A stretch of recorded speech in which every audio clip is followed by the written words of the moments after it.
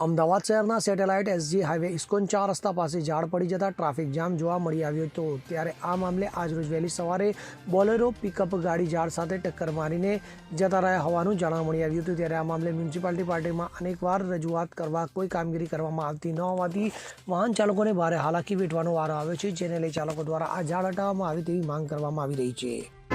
સાહેબ, તમારું નામ? ધીરુભાઈ દેસાઈ।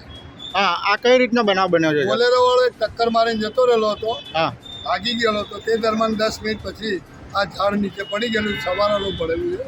હા, અમે કમ્પ્લેન પણ લખાયેલી છે, બરાબર। કમ્પ્લેન લખાયેલી। હજુ સુધી કોઈ આ લોકો ઝાડ હટાવવા માટે કે કટિંગ કરવા માટે આવેલા નથી। તમે કેટલી વાર ફોન કર્યા મ્યુનિસિપાલિટીમાં? મેં 2 થી 3 વાર ફોન કર્યો। તમને શું કહે છે? એ લોકો કે ત્યાંથી નીકળી જાય, 2 કમ્પ્લેનો પતાવીને આવું છું એવું કીધું છે। બરાબર, તમને કોઈ જવાબ આપતું નથી હરકું? હા, મને જવાબ એ લોકો એવો કીધું કે આવું છું એમ કીધું। બરાબર।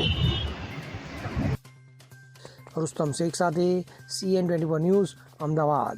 હવે જુઓ દેશ દુનિયાની તમામ ખબરો તમારી આંગળીના ટેરવે। ઉઠાવો મોબાઈલ અને ગૂગલ પ્લે સ્ટોર પરથી ડાઉનલોડ કરો અમારી CN24 ન્યૂઝ મોબાઈલ એપ।